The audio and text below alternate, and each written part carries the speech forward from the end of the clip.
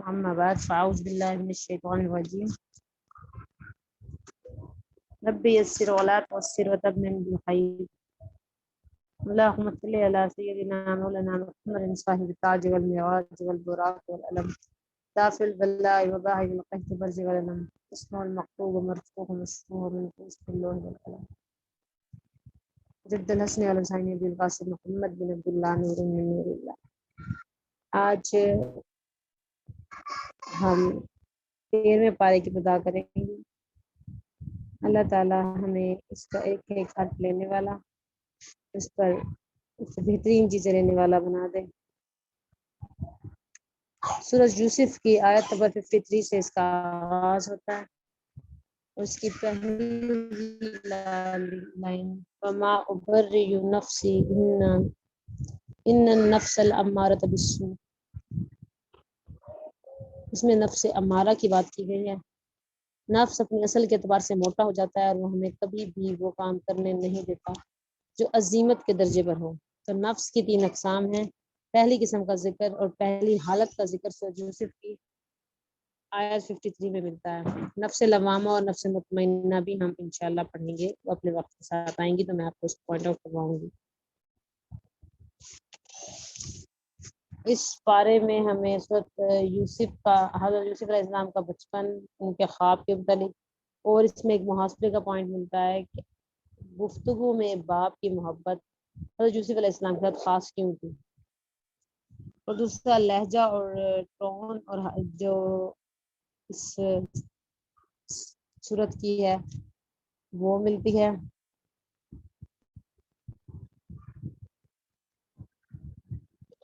मिस्र में इस्लाम का काम अल्लाह ताला ने बनी इसराइल को शाम से मिस्र की तरफ रवाना करने के लिए सब कुछ हुआ। मिस्र में इस्लाम का काम लिया अल्लाह ताला से, और फिर अल्लाह ताला ने कुछ आजमाइशों के साथ खैर, दौलत और बाइज़ ज़िंदगी नवाज दी, दीन और दुनिया में कामयाबी अता की।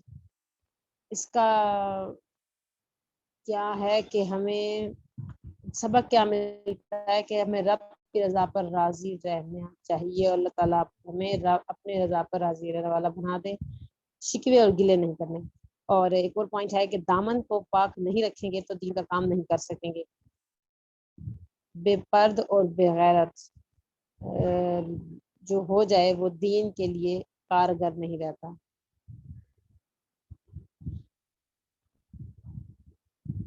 नफ्स की बुराइयों का जिक्र किया गया है। अक्ल के अंधे और जिद्दी, उनको नजर सब आता है मगर वो मानते नहीं है। तो तकदीर इलाही पर हमें ईमान लेके आना है। हक की दावत का रद्द-ए-अमल क्या होता है और कैसे होता है, इसका जिक्र हमें सूरह रात में मिलेगा। आज उम्मत मुस्लिमा ने क्या करना है ये भी मिलेगा, और कम्बिनेशन ओल्ड टू यूथ का कम्बिनेशन हमें मिलेगा सूरह रात में। कैसे हर एक को अपने किरदार को पहचानना चाहिए, उम्मत की कश्ती को पार लगाने के तरीके का सूरह रात में मिलेगा। अल्लाह की अजमत, मुनाफत की बातें, नफ्सियाती मराइज, मोमिनीन की सिफात और रिस्क के मसले कैसे हल करें, और सिफात जमीला, इसका जिक्र भी हमें मिलेगा इंशाल्लाह। हमें ऐसे देखना है कि हम समंदर के किनारे पर खड़े हैं और पीना चाहते हैं मगर पी नहीं सकते, तो हमें आउज़ बी का कलिमात तामत मिन शैतान, अल्लाह ताला हमें शैतान के मरदूद बातों से बचाए। और हमें जो जो मेन पॉइंट इस सूरत में मिलेगा कि वालिदैन की तदबीर, वालिदैन हमारी तदबीर के साथी होते हैं लेकिन तकदीर के साथी नहीं होते। उनके हजरत यूसुफ के वालिदैन, वालिद ने उनको बताया था कि अपने ख्वाब का जिक्र किसी से ना करें, लेकिन इसके बावजूद उन्होंने उनके लिए प्लानिंग की, दुआएं की, लेकिन तकदीर थी वो उनको कनान से मिस्र और मिस्र से कैद में और कैद से फिर तख्त पर ले गई। तो एक तकदीर अटल हकीकत है। और वालिदैन से तूफान से आशना कर दे कि तेरे बाहिर के मौजों में इस्तराब नहीं। जब तक हमारे अंदर इस्तराब नहीं होता तब तक हम अपने उस नसीब को लेने के काबिल नहीं होते। जब हमारी मौजों में इस्तराब पैदा होता है, जब हम उस काबिल हो जाते हैं, तो अल्लाह ताला वो मंजिल हमारे प्लेट में रख के हमें दे देते हैं। हम सूरत यूसुफ के से शुरू करेंगे, तर्जुमा देखते जाएंगे और उसके बाद फिर हम इसके मेन पॉइंट्स को डिस्कस कर लेंगे। शुरू अल्लाह के नाम से जो बहुत मेहरबान निहायत रहम फरमाने वाला है। سورۃ یوسف شروع ہوئی۔ یہ کتاب الف رام را، یہ کتاب روشن کی آیاتیں ہیں، کتاب روشن کی آیاتیں ہیں۔ ہم نے اس قرآن کو عربی میں نازل کیا تاکہ تم سمجھ سکو۔ عربی زبان اس وقت قریش کی زبان تھی۔ اے پیغمبر، ہم اس قرآن کے ذریعے سے ہم نے تمہاری طرف بھیجا ہے، تمہیں ایک نہایت اچھا قصہ سنا خبر تھے۔ تو اللہ تعالیٰ غیب کی خبریں دے رہے ہیں اپنے پیغمبر کو، اور بتا رہے ہیں کہ جن باتوں کو تم نہیں جانتے میں تمہیں آگاہ کروں گا اور ایک بہترین قصہ سناؤں گا۔ جب یوسف نے اپنے والد سے کہا کہ ابا، میں نے خواب میں گیارہ ستارے اور سورج اور چاند کو دیکھا، دیکھتا کیا ہوں کہ وہ مجھے سجدہ کر رہے ہیں۔ انہوں نے کہا بیٹا، اپنے خواب کا ذکر اپنے بھائیوں سے نہ کرنا، تو وہ تمہارے حق میں کوئی فریب کی چال چلیں گے۔ کچھ شک نہیں کہ شیطان انسان کا کھلا دشمن ہے۔ اسی طرح خدا تمہیں برگزیدہ اور ممتاز کرے گا اور خواب کی باتوں کی تعبیر کا علم سکھائے گا، جس طرح اس نے اپنی نعمت سے پہلے تمہارے دادا اور ابراہیم اسحاق کو پوری کی تھی، اسی طرح تم پر اولاد یعقوب پر پوری کی۔ بے شک تمہارا پروردگار سب کچھ جاننے اور حکمت والا ہے۔ ہاں، یوسف اور ان کے بھائیوں کے قصے میں پوچھنے والوں کے لیے بہت سی نشانیاں ہیں۔ جب انہوں نے آپس میں تذکرہ کیا کہ یوسف اور اس کے بھائی ابا کو ہم سے زیادہ پیارا ہے، یوسف یعنی کہ بھائی آپس میں باتیں کر رہے ہیں کہ یوسف ابا کو ہم سے زیادہ پیارا ہے، حالانکہ ہم جماعت ہیں، یعنی کہ ہم لوگ ایک پورا گروہ ہیں۔ کچھ شک نہیں کہ ابا صریح غلطی پر ہیں۔ تو یوسف علیہ السلام کے سوتیلے بھائی تھے اور ان کا ایک چھوٹا بھائی بنیامین تھا، بس باقی ان کے سوتیلے بھائی ہیں۔ تو یوسف کو یا تو جان سے مار ڈالو یا کسی ملک میں پھینکاؤ، یا آپس میں تدبیریں کر رہے ہیں، پھر ابا کی توجہ صرف تمہاری طرف ہو جائے گی، اس کے بعد تم اچھی حالت میں ہو جاؤ گے۔ ان میں سے ایک کہنے لگا کہ یوسف کو جان سے نہ مارو، کسی گہرے کنویں میں ڈال کر دو کہ کوئی راہگیر نکال لے اور ملک میں لے جائے۔ اگر تم کو کرنا ہی ہے تو یوں کرو۔ یہ مشورہ کر کے وہ یعقوب علیہ السلام کے پاس گئے۔ اپنے ابا جان، کیا سبب ہے کہ آپ یوسف کے بارے میں ہمارا اعتبار نہیں کرتے، حالانکہ ہم اس کے خیر خواہ ہیں؟ کل اسے ہمارے ساتھ بھیج دیجیے کہ خوب میوے کھائے اور کھیلے کودے، ہم اس کے نگہبان ہیں۔ انہوں نے کہا کہ یہ امر مجھ پہ غمناک کیے دیتا ہے کہ تم اسے لے جاؤ، یعنی وہ مجھ سے جدا ہو جائے۔ مجھے یہ خوف ہے کہ تم کھیل میں اس کو غافل ہو جاؤ گے اور اسے بھیڑ کھا جائے گا۔ یوسف علیہ السلام کی ماں اپنے چھوٹے بیٹے بنیامین کو ولادت کے درمیان ان کی ڈیتھ ہو گئی تھی۔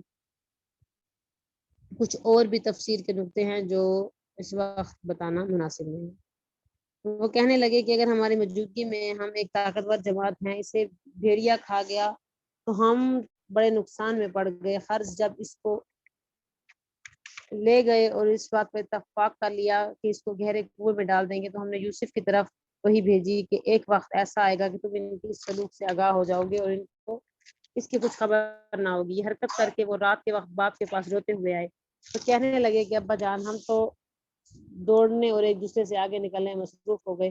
یوسف کو اپنے اسباب کے پاس چھوڑ گئے تو اسے بھیڑیا کھا گیا، اور ہماری بات تو ہم سچ ہی کہتے ہیں۔ حضرت یوسف کو جا کے انہوں نے یہ خبر دی کہ یوسف علیہ السلام کو بھیڑیا کھا گیا، اور ان کے کرتے پر جھوٹ موٹ کا لہو بھی لگا لائے کہ یعقوب نے کہا کہ حقیقت حال یوں نہیں ہے، بلکہ تم اپنے دل سے یہ بات بنا رہے ہو۔ اچھا، صبر کا وہ خوب ہے، لو یہ وہی صبر جمیل ہے، لو جو تم بیان کرتے ہو اس کے بارے میں خدا ہی سے مدد مطلوب ہے۔ اب خدا کی شان دیکھو گے، اس کنویں کے قریب ایک قافلہ وارد ہوا، انہوں نے پانی اپنا سکا بھیجا، انہیں اس نے کنویں میں ڈال کر لٹکایا تو یوسف سے لٹک گئے۔ وہ بولا، ذہ نصیب، یہ تو نہایت حسین لڑکا ہے، اس کو قیمتی سرمایہ سمجھ کر چھپا لیا، اور جو کچھ وہ کرتے تھے سب خدا کو معلوم تھا۔ اس کی تھوڑی سی قیمت یعنی معدود چند درہموں میں بیچ ڈالا، اور انہیں ان کے بارے میں کچھ لالچ بھی نہ تھا۔ اور مصر میں جس شخص سے خریدا، اس نے اپنی بیوی جس کا نام زلیخا تھا کہا کہ اس کو عزت اور اکرام سے رکھو، عجب نہیں کہ یہ ہمیں فائدہ دے اور ہم اسے بیٹا بنا لیں۔ اس طرح ہم نے یوسف کو سرزمین مصر میں جگہ دی، اور غرض یہ تھی کہ ہم ان کو خوب خواب کی باتیں کی تعبیر سکھا دے۔ اور خدا اپنے کام پر غالب ہے، لیکن اکثر لوگ جانتے نہیں۔ اور جب وہ اپنی جوانی کو پہنچے تو ہم نے ان کو دانائی اور علم بخشا اور نیکوکاروں سے کیا۔ تو جس عورت کے گھر میں وہ رہتے تھے، اس نے ان کو بھی طرف مائل کرنا چاہا اور دروازہ بند کر کے کہنے لگی، یوسف جلدی آؤ۔ انہوں نے کہا، خدا پناہ میں رکھے عہدے، یعنی تمہارے میاں تو میرے آقا ہیں، انہوں نے مجھے اچھی طرح سے رکھا ہے، میں ایسا ظلم نہیں کروں گا، بے شک ظالم لوگ فلاح میں نہیں۔ اس عورت نے ان کو قصد کیا اور انہوں نے اس کا قصد کیا، اگر وہ اپنے پروردگار کی نشانی نہ دیکھتے تو جو ہوتا وہ ہوتا، یوں اس لیے کیا گیا کہ ہم ان کو برائیوں اور بے حیائی سے روک دیں، بے شک وہ ہمارے خالص بندوں میں سے تھے۔ اور دونوں دروازے کی طرف بھاگے، آگے دو یوسف پیچھے زلیخا۔ عورت نے ان کا کتا پیچھے سے پکڑ کر جو کھینچا تو پھاڑ ڈالا، تو دونوں کو دروازے کے پاس عورت کا خامند مل گیا۔ تو عورت بولی کہ یہ شخص تمہاری بیوی کے ساتھ برا ارادہ کر کے اس کے سوا کیا سزا ہے کہ اسے قید کر دیا جائے اور دکھ کا عذاب دیا جائے؟ یوسف نے کہا کہ اسی نے مجھے اپنی طرف مائل کرنا چاہا، اس کے قبیلے میں سے ایک فیصلہ کرنے والے نے فیصلہ کیا، اگر کرتا آگے سے پٹا ہے تو سچی ہے اور اگر یوسف جھوٹا ہے، اور اگر کرتا پیچھے سے پٹا ہے تو یہ جھوٹی ہے اور وہ سچا ہے۔ جب اس کا کرتا دیکھا گیا تو پیچھے سے پٹا، تب اس نے زلیخا سے کہا کہ یہ تمہارا ہی فریب ہے، کچھ شک نہیں تم عورتوں کے فریب بڑے بھاری ہوتے ہیں۔ یوسف اس بات کا خیال نہ کر اور زلیخا تو اپنے گناہوں کی بخشش مانگ، بے شک خطا کرتی ہے۔ شہر میں عورتیں گفتگو کرنے لگیں، یعنی کہ عزیز کی بیوی اپنے غلام کو اپنی طرف مائل کرنا چاہتی ہے، اس کی محبت اس کے دل میں گھر کر گئی ہے، ہم دیکھتی ہیں کہ یہ سبھی گمراہی میں ہے۔ پھر زلیخا نے ان عورتوں کی گفتگو اور حقیقت میں دیدار یوسف کے لیے ایک چال تھی سنی، تو ان کے پاس دعوت کا پیغام بھیجا اور ان کے لیے ایک محفل مرتب کی اور پھل تراشے گئے، لیکن ہر ایک کو چھری دی گئی اور یوسف سے کہا کہ ان کے سامنے باہر لاؤ، باہر آ جاؤ۔ جب عورتوں نے ان کو دیکھا تو ان کا روب ان پر ایسا چھا گیا کہ پھل تراشتے تراشتے اپنے ہاتھ کاٹ لیے اور بے ساختہ بول اٹھی، سبحان اللہ، یہ حسن یہ آدمی نہیں کوئی فضول کو فرشتہ ہے۔ تب زلیخا نے کہا یہ وہی ہے جس کے بارے میں تم مجھے تانے دے دی تھی، بے شک میں نے اس کو اپنی طرف مائل کرنا چاہا مگر یہ بچا رہا، اور اگر یہ کام نہ کرے گا تو میں اس سے کہتی ہوں تو قید کر دیا جائے گا اور ذلیل ہوگا۔ یوسف نے دعا کی، پروردگار جس کام کی طرف تم یہ مجھے بلاتی ہے اس لیے اس کو مجھے قید پسند ہے، اگر تم مجھ سے ان کے فریب کو نہ ہٹائے گا تو میں ان کی طرف مائل ہو جاؤں گا اور نادانوں میں داخل ہو جاؤں گا۔ تو خدا نے ان کی دعا قبول کر لی اور ان عورتوں سے ان مدعوں کے مکر کو رفع کر دیا، بے شک وہ سننے اور جاننے والا ہے۔ پھر باوجود اس کے کہ وہ لوگ نشان دیکھ چکے تھے، ان کی رائے یہی ٹھہری کہ کچھ عرصے کے لیے ان کو قید ہی کر دیں، اور ان کے ساتھ دو اور جوان بھی داخل زندان ہوئے۔ ایک نے ان سے کہا کہ میں نے خواب دیکھا ہے، میں دیکھتا ہوں کہ شراب کے لیے انگور نے کہا کہ میں نے بھی خواب دیکھا ہے، میں دیکھتا ہوں کہ اپنے سر پر روٹیاں اٹھائے ہوئے ہوں اور جانوروں میں سے کھا رہے ہیں، تو ہمیں ان کی تعبیر بتا دیجیے کہ ہم تمہیں نیکوکار دیکھتے ہیں۔ یوسف نے کہا کہ جو کھانا تم ملنے والا ہے وہ آنے نہیں پائے گا کہ میں اسی سے پہلے تم کو اس کی تعبیر بتا دوں گا، یہ ان باتوں میں سے ہے جو میرے پروردگار نے مجھے سکھائی ہے۔ جو لوگ خدا پر ایمان نہیں لاتے وہ روز آخرت سے انکار کرتے ہیں، ان کا مذہب چھوڑے ہوئے ہوں اور اپنے باپ اور دادا ابراہیم اسحاق اور یعقوب کے مذہب پر چلتا ہوں، ہمیں شایان نہیں کہ کسی چیز کو خدا کے ساتھ شریک بنائیں، یہ خدا کا فضل ہے ہم پر بھی اور لوگوں پر بھی، لیکن اکثر لوگ ناشکرے ہیں، شکر ادا نہیں کرتے۔ میرے جیل خانے کے رفیقوں، بھلا کئی جدا جدا آقا اچھے یا ایک خدا یکتا اور غالب؟ جن چیزوں کو تم خدا کے سوا پرستش کرتے ہو وہ صرف نام ہی نام ہے جو تم نے تمہارے باپ دادا نے رکھ لی ہیں، خدا نے ان کی کوئی سند نازل نہیں کی۔ سن رکھو کہ خدا کے سوا کسی کی حکومت نہیں، اس نے ارشاد فرمایا کہ اس کے سوا کسی کو عبادت نہ کرو، یہی سیدھا راستہ دین ہے، لیکن اکثر لوگ نہیں جانتے۔ اپنا کام وہ جیل خانے میں بھی کر رہے ہیں، تبلیغ کی ہے انہوں نے۔ میرے جیل خانے کے رفیقوں، تم میں سے ہر ایک جو پہلا خواب بیان کرنے والا ہے وہ تو اپنے آقا کو شراب پلایا کرے گا، اور جو دوسرا ہے وہ سولی دیا جائے گا اور جانور اس کا سر کھا جائیں گے۔ جو عمر تم مجھ سے پوچھتے ہو یہ فصیل ہو چکا ہے، اور دونوں شخصوں میں سے کسی کی نسبت یوسف نے خیال کیا کہ وہ رہائی پا جائے گا، اس سے کہا کہ اپنے آقا سے میرا ذکر بھی کرنا، لیکن شیطان نے ان کا اپنے آقا سے ذکر کرنا بھلا دیا، اور یوسف کئی برس جیل خانے میں ہی رہے۔ اور بادشاہ نے کہا کہ میں نے خواب دیکھا ہے، دیکھتا ہوں کہ 7 موٹی گائیں ہیں جن کے 7 دبلی گائیں کھا رہی ہیں، اور 7 خوشیں سبز ہیں اور 7 خوشیں سخت خشک۔ اے سرداران، اگر تم خواب کی تعبیر دے سکتے ہو تو مجھے میرے خواب کی تعبیر بتاؤ۔ انہوں نے کہا کہ یہ تو پریشان سے خواب ہیں، ہمیں ایسے خوابوں کی تعبیر نہیں آتی۔ اب وہ شخص جو دونوں قیدوں میں سے رہائی پایا گیا تھا، سے مدت کے بعد وہ بات یاد آ گئی، بول اٹھا کہ میں آپ کو اس کی تعبیر لا بتاتا ہوں، مجھے جیل خانے کے جانے کی اجازت دیجیے۔ غرض وہ یوسف کے پاس آئے اور کہنے لگے، یوسف اے بڑے سچے یوسف، ہمیں اس خواب کی تعبیر بتائیے کہ 7 موٹی گائیں 7 دبلی گائیں کھا رہی ہیں، اور 7 خوشے سبز اور 7 سوکھے ہیں، تاکہ میں لوگوں کے پاس جا کر تعبیر بتاؤں، عجب نہیں کہ وہ تمہاری قدر جانے۔ انہوں نے کہا کہ تم لوگ 7 سال متواتر کھیتی کرتے رہو گے، اور جو غلہ کاٹو گے تھوڑے تھوڑے غلے کے سوا جو کھانے میں آئے اسے خوشیوں میں ہی رہنے دینا، مطلب جو دانے کے خوشے ہوتے ہیں ان کا خوشوں میں ہی رہنے دینا۔ پھر اس کے بعد خشک سالی کے 7 سخت سال آئیں گے، جو غلے کو تم نے جمع کیا رکھا ہوگا اس سب کو کھا جائے گا، اس سب کو کھا جائیں گے، صرف وہی تھوڑا سا رہ جائے گا جو تم احتیاط سے رکھ چھوڑو گے۔ پھر اس کے بعد 1 سال آئے گا خوب में बरसेगा और लोग इसमें रस नचोड़ेंगे। ये तो ताबीर सुनकर बादशाह ने हुक्म दिया, यूसुफ को मेरे पास ले आओ। जब कासिद ने इनके पास गया तो उन्होंने कहा कि अपने आका के पास वापस जाओ और इनसे पूछो कि इन औरतों का क्या हाल है जिन्होंने अपने हाथ काट लिए थे, बेशक मेरा परवरदिगार इनके मकरों से खूब जानता है। बादशाह ने औरतों से पूछा तो भला इस वक्त क्या हुआ था जब तुमने यूसुफ की तरफ अपनी माइल करना चाहा? सब बोल उठी, हाशा अल्लाह, हमने इसमें कोई बुराई मालूम नहीं की। अजीज की औरत ने कहा कि अब सच्ची बात तो जाहिर हो ही गई है, असल ये है कि मैंने इसको अपनी तरफ माइल करना चाहा था और बेशक सच्चा है।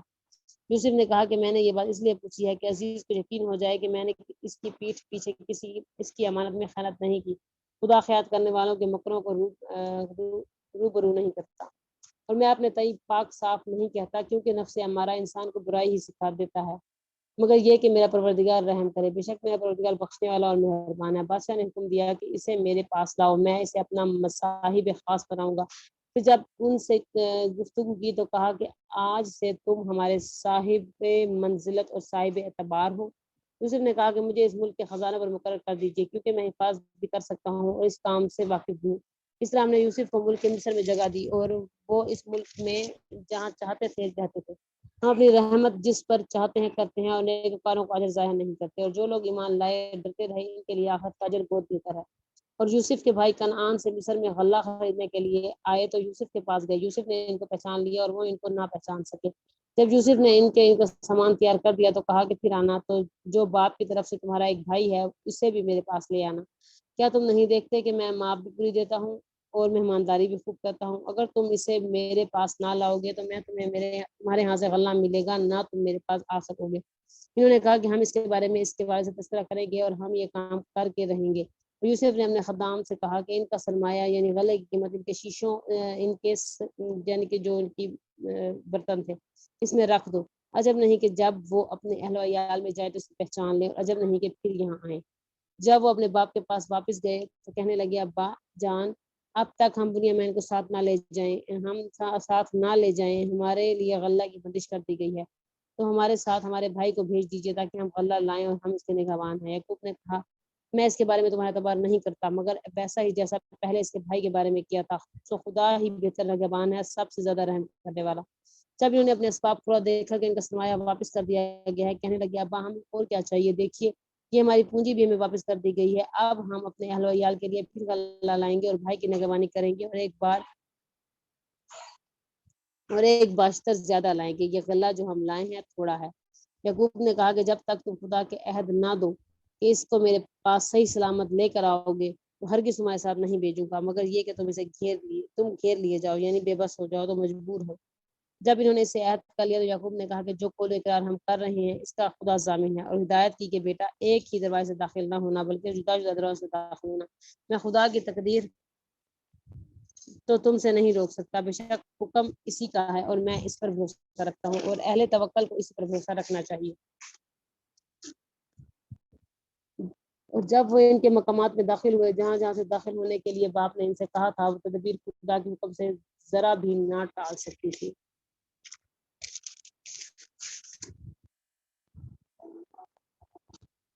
हाँ, याकूब के दिल की ख्वाहिश थी जो इन्होंने पूरी कर दी। बेशक वो साहिब इल्म थे क्योंकि हमने इनको इल्म सिखाया था, लेकिन अक्सर लोग नहीं जानते।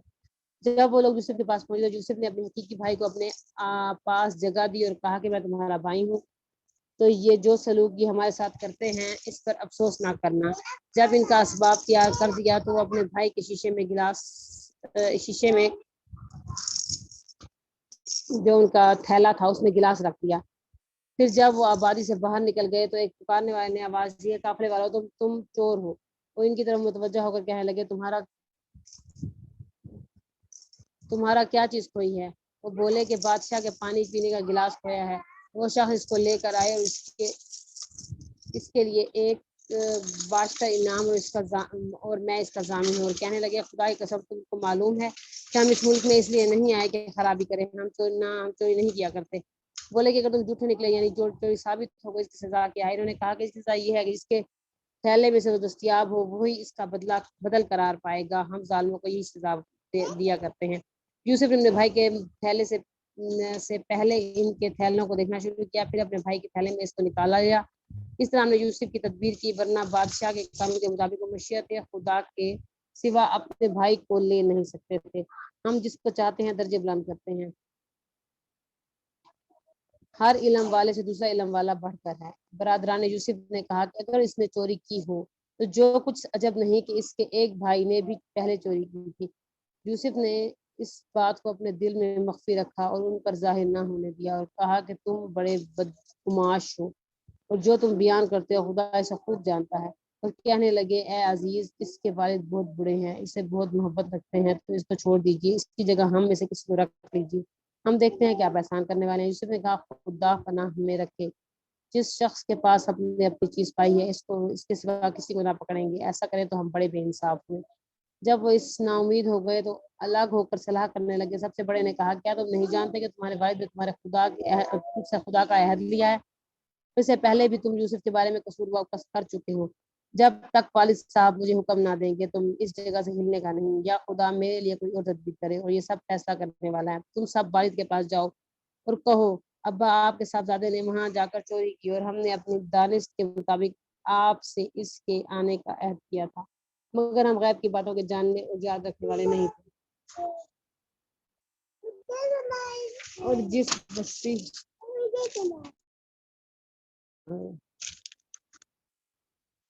جس بستی میں ہم ٹھہرے تھے وہاں سے یعنی اہل مصر سے جب قافلے میں آئے اس دریافت کر لیجیے اور ہم اس بیان میں بالکل سچے ہیں۔ جب انہوں نے یہ بات یعقوب سے آ کر کہی تو انہوں نے کہا حقیقت یوں رہی ہے، بلکہ یہ بات تم اپنے دل میں بنا لی ہے تو صبر ہی بہتر ہے۔ جب عجب نہیں کہ خدا ان سب کو میرے پاس لے آئے، بے شک وہ دانا اور حکمت والا ہے۔ پھر ان کے پاس سے چلے گئے اور کہنے لگے ہائے افسوس یوسف، ہائے افسوس، رنج و علم میں ان کی آنکھیں سفید ہو گئی، ان کا دل غم سے بھر رہا تھا۔ بیٹے کہنے لگے واللہ اگر آپ یوسف کو اس طرح یاد کرتے رہیں گے تو یہ یا تو بیمار ہو جائیں گے یا جان ہی دے دیں گے۔ انہوں نے کہا کہ میں تو اپنے غم و اند کا اظہار خدا سے کر رہا ہوں، خدا کی طرف سے وہ باتیں جانتا ہوں جو تم نہیں جانتے۔ بیٹا یوں کرو، ایک دفعہ پھر جاؤ یوسف اور اس کے بھائی کو تلاش کرو، خدا کی رحمت سے نا امید نہ ہو، خدا کی رحمت سے بے ایمان لوگ نہیں امید ہوتے ہیں۔ جب وہ یوسف کے پاس گئے اور کہنے لگے عزیز، ہمیں اور ہمارے احیال کو بڑی تکلیف ہو رہی ہے، ہم تھوڑا سرمایہ لائے ہیں، آپ ہمیں اس کے عوض پورا غلہ دے دیجیے اور خیرات کیجیے کہ خدا خیرات کرنے والوں کو ثواب دیتا ہے۔ یوسف نے کہا تمہیں معلوم ہے کہ جب تم نادانی میں پھنسے ہوئے تھے تو تم نے یوسف اور اس کے بھائیوں کے ساتھ کیا کیا تھا؟ اور وہ بولے کہ کیا تم یوسف ہو؟ انہوں نے کہا ہاں میں یوسف ہوں۔ اور دنیا میں اشارہ کرتے ہوئے کہنے لگے یہ میرا بھائی ہے، خدا نے ہم پر احسان کیا، جو شخص خدا سے ڈرتا ہے وہ صبر کرتا ہے تو خدا نے وہ کا اجر ضائع نہیں کرتا۔ وہ بولے خدا نے تم پہ ہم پر فضیلت بخشی اور بے شک ہم خطا کار تھے۔ یوسف نے کہا کہ آج کے دن سے تم پر کچھ عتاب اور ملامت نہیں، خدا تمہیں معاف کرے اور وہ بہت رحم کرنے والا ہے۔ یہ میرا کرتا لے جاؤ اور اسے والد صاحب کے منہ پر ڈال دینا، وہ بینا ہو جائیں گے۔ اپنے تمام اہل ویال کو میرے پاس لیا، اور جب قافلہ مصر سے روانہ ہوا تو ان کے والد کہنے لگے اگر مجھ کو یہ نہ کہو کہ بوڑھا بہک گیا ہے تو مجھے یوسف کی بو آ رہی ہے، اور بولے کہ واللہ آپ اسی قدیم غلطی میں مبتلا ہیں۔ جب خوشخبری دینے والا آ پہنچا تو کرتا یعقوب کے منہ پر ڈال دیا گیا اور وہ بینا ہو گئے۔ بیٹوں سے کہنے لگے کیا میں تم سے نہیں کہا تھا کہ میں خدا کی طرف سے وہ باتیں جانتا ہوں تم نہیں جانتے؟ بیٹوں نے کہا کہ ابا ہمارے لیے ہمارے گناہ کی مغفرت طلب کیجیے، بے شک ہم خطا کار تھے۔ انہوں نے کہا کہ میں اپنے پروردگار سے تمہاری بخشش مانگوں گا، بے شک وہ بخشنے والا مہربان ہے۔ جب یہ سب لوگ یوسف کے پاس پہنچے تو یوسف نے اپنے والدین کو اپنے پاس بٹھایا اور کہا مصر میں داخل ہو جائیے، خدا نے چاہا تو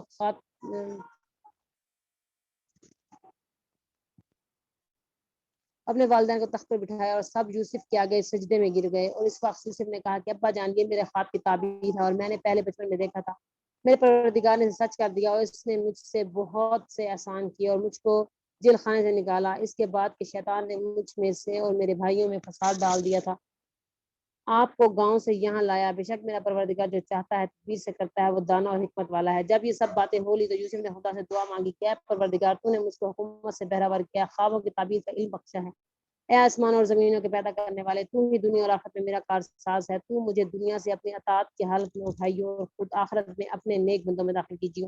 اے پیغمبر یہ اخبار غیب ہے، یعنی کہ غیب کی خبریں ہیں جو ہم تمہاری طرف وہی بھیجتے ہیں۔ اور جب برادران یوسف نے اپنی بات پر اتفاق کیا اور فریب کر رہے تھے تو تم ان کے پاس تو نہ تھے، اور بہت سے آدمی وہ تم کتنی خواہش کرو ایمان لانے والے نہیں، اور تم ان سے ان کے خیر خواہی کا کچھ صلہ بھی تو نہیں مانگتے۔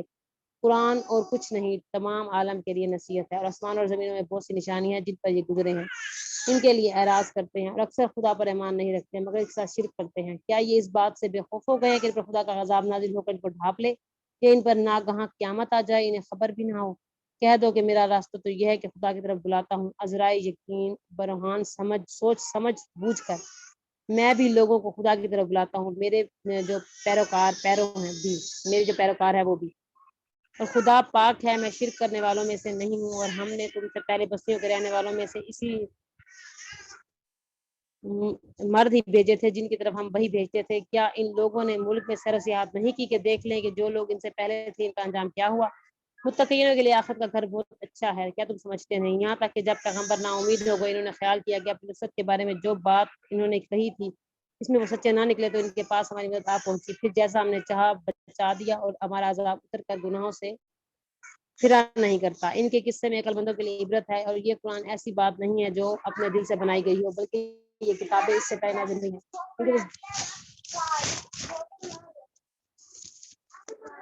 تصدیق کرنے والا اور ہر چیز کو تفصیل بنانے والا ہے۔ یہ سورۃ یوسف تھی، اس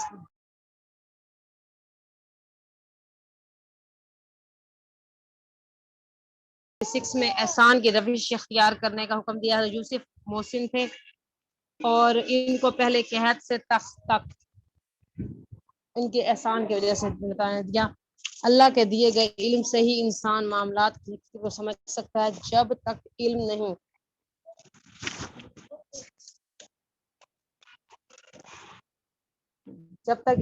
حکمت نہیں آئے گی، کیونکہ علم سے ہی انسان معاملات کی حقیقت کو سمجھ سکتا ہے۔ جب تک علم نہیں لیں گے حکمت نہیں آئے گی، اور حکمت نہیں آئے گی تو آپ معاملات کو بہترین طریقے سے نہیں سمجھ سکیں گے۔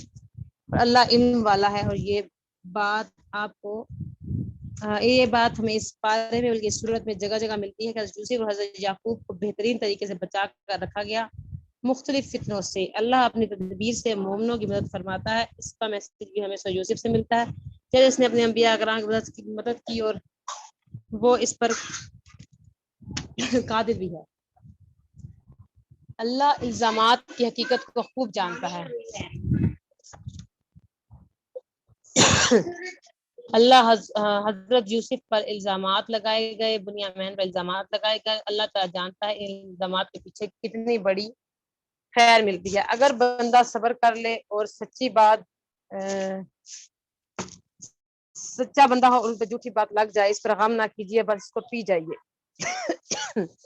تو یوسف علیہ السلام کی طرح پوری بات دوسرے رکوع کے اندر، یہ ساری بات جو کی ہم نے دوسرے بار میں ڈسکس کی ہے۔ سوری، پریشانی اور غم کا تذکرہ صرف اللہ ہی سے کرنا چاہیے۔ اور 83 میں کہ میں تو بس صبر ہی کروں گا، حضرت یوسف کا یہ بات ہے۔ 86 میں اللہ سے دعا کرنا ہے، اللہ کی طرف ہی دعوت دینا ہے، لوگوں کو خبردار کرنا ہے، اور انذار بہت بڑی نعمت ہے اگر اللہ عطا فرما دے۔ انبیاء کرام میں سے ہر ایک منذر تھا، اور جو لوگ دعوت تبلیغ کرتے ہیں ان سے بھی اللہ یہی کام لیتے ہیں۔ آگے سورۃ رعد ہے۔ سورۃ رعد کا جو پہلا میسج ہے لوگوں کو خبردار کرنا ہے، اللہ کی صفات پر غور و فکر کرنا ہے، اللہ کی رضا کے لیے کام کرنا ہے۔ اللہ اپنے عہد کو پورا کرنے کا حکم دیتے ہیں۔ جب اللہ سے کیے ہوئے عہد کو پورا نہیں کریں گے تو دنیا والوں سے عہد کیسے پورا کریں گے؟ تو انسان کو ہمیشہ لا الہ الا اللہ کہہ کر وعدے پورے کرنے چاہیے۔ یہ پیغام تھا آیت نمبر 11 کا، اور اس میں کیا ہے کہ اللہ تعالیٰ تب تک اس قوم کی حالت نہیں بدلتا جب تک وہ خود اپنی حالت نہ بدلے۔ یہ آیت نمبر 11 ہے، اس کو آپ ریڈ کر لیں۔ اللہ ہمیں حالت بدلنے کی توفیق عطا فرمائے۔ اور اگلا آیت نمبر 23 میں حق کو قبول کرنے والے ابدی باغوں میں داخل ہوں گے، اور فرشتے کے دروازے پر کھڑے ہوں گے اور ان کو پاس بلائیں گے اور سلامتی بھیجیں گے۔ اللہم اجعلنا منہم، یہ دعا کیجیے اللہ ہمیں ان میں شامل کر دے۔ اللہ کی طرف رجوع کرنا ہے، اللہ کی طرف بلانا ہے، اللہ کے پیغام کو پہچاننا ہے۔ نبیوں کا یہ مشن تھا جو آپ ہمیں بھی جاری رکھنا ہے۔ آگے سورۃ ابراہیم شروع ہوتی ہے، اس میں اللہ کی طرف بلانا، اللہ کو پیغام پہنچانا، لوگوں کو اندھیرے سے نکال کر روشنی میں لانا، اللہ پر بھروسہ کرنا، اللہ کے سامنے کھڑے ہونے کا خوف رکھنا، یہ میسج سورۃ ابراہیم کے ہیں۔ اور سورۃ ابراہیم کی آیت نمبر 22 میں شیطان کی سپیچ ہے، یہ آج ہی پڑھ لیجئے تاکہ بعد میں حسرت نہ ہو کہ ہم کس کی بات مان رہے ہیں۔ آیت 24 اور 26 تک کلمہ طیبہ کو قبول کر کے کلمات خبیثہ کے مقابلے میں اٹھنا ہے، کلمہ طیبہ پہ عمل کرنا ہے، کلمہ خبیثہ سے باہر نکلنا ہے، اور نماز قائم کرنی ہے۔ حضرت ابراہیم کو ایک گھر میں آباد کیا گیا، اور اور اس کے مقاصد کے بارے میں آیت نمبر 37 میں آیا ہے کہ اے اللہ میں اس گھر میں اپنی اولاد کو بسانا ہے، ربنا یقیم الصلاۃ، آج ہم اپنی اولادوں کو بھی اپنی زندگیوں میں ہی اللہ کے کام پہ لگا دیں، کھلے اور چھپے میں خرچ کرنا ہے اللہ کی رضا کے لیے۔ اللہ کی رضا کرنے میں سچی خوشی ملتی ہے۔ ربی جعلنی مقیم الصلاۃ، والدین اور اولاد کے حقوق ادا کرنا ہے، رسولوں کی پیروی کرنا ہے۔ رسول صلی اللہ علیہ وسلم نے قرآن کے مبین ہونے کی حقیقت کو سمجھایا ہے۔ اس کے عمل کی 5 باتیں ہیں۔ قصہ یوسف سے سبق لینا ہے اور نفس مطمئنہ پر چلنا ہے، صبر جمیل، توکل، شکر اور کامیابی کے کام کرنے ہیں، اللہ تعالیٰ کو ہر حال میں شکر ادا کرنا ہے، اللہ کا ذکر کرنا ہے، محسنین کی صفات کو اپنانا ہے، معاف کرنا ہے، بدلہ نہیں لینا، معاف کرنا اور بدلہ نہیں لینا۔ یہ سبق ہمیں اس صورت سے ملتا ہے، اور اللہ کی تسبیح ہر وقت کرنی ہے، اور شجرہ طیبہ بننا ہے، شجرہ طیبہ جس سے ہمیں بھی فائدہ ہو اور لوگوں کو بھی فائدہ ہو۔ اس بارے میں بہت ساری دعائیں ہیں، اس میں حضرت یعقوب کی ایک واحد دعا ہے، فاطر السماوات والارض انت ولی فی الدنیا والآخرہ توفنی مسلما والحقنی بالصالحین۔ حضرت یعقوب علیہ السلام کی یہ دعا ہے، اور سورۃ ابراہیم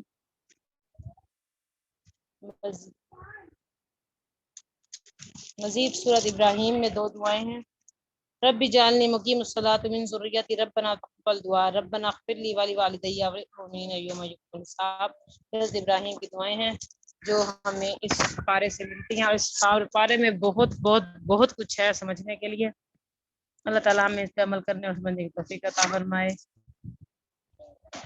وآخر دعوانا الحمد للہ رب العالمین، والسلام علی المرسلین، اما بعد، اعوذ باللہ من الشیطان الرجیم۔